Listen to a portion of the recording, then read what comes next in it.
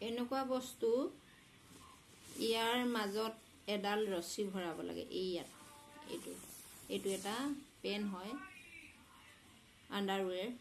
এই আণ্ডাৰৱেৰৰ ৰছীডাল এতিয়া সোমোৱাবলৈ আমি কেনেধৰণে সোমোৱাম? এইটো এটা ইয়াতে সোমোৱাবৰ কাৰণে পইণ্ট এটা দিছে।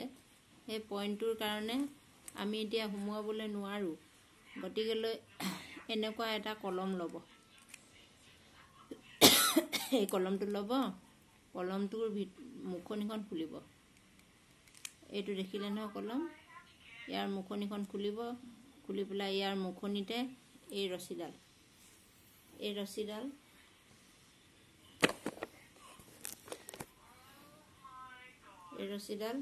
ইয়াত ভৰাব। এইটো ভৰোৱা দেখিলেনে? এতিয়া এই কলমটো এনেকৈ ঠেলি দিব। এনেকৈ বন্ধ হৈ গ'ল। বন্ধ হোৱাৰ পাছত ইয়াৰ পইণ্টটো বিচাৰিব। এইটো এটা পইণ্ট হয়। এই পইণ্টটোৰ ভিতৰত এই ৰছীডাল এনেকৈ সোমাব। তাৰপিছতে এতিয়া আমি ইয়াৰ ৰছীডাল সোমোৱাবলৈ পাৰিম। চাব দেই, ৰছীডাল সোমোৱাইছোঁ। এনেকৈ সোমোৱাই যাব।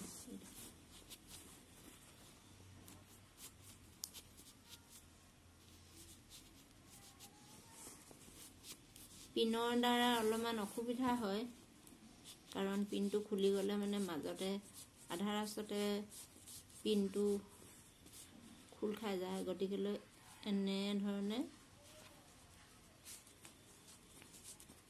এনেকৈ এয়া দেখিলেনে?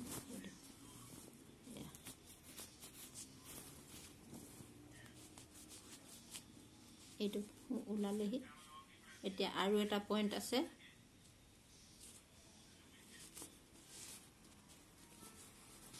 এতিয়া আকৌ এইটো এটা পইণ্ট, এইটো দেখিলেনে? এই পইণ্টটোতে এই কলমৰ এইটো সোমোৱাই দিব। সোমাই গ'ল।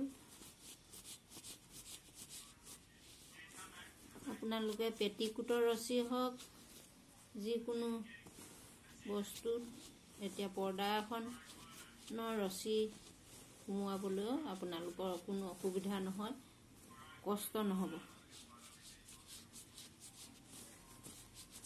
এনেধৰণে সোমোৱাব দেই, মই দেখাই দিছোঁ।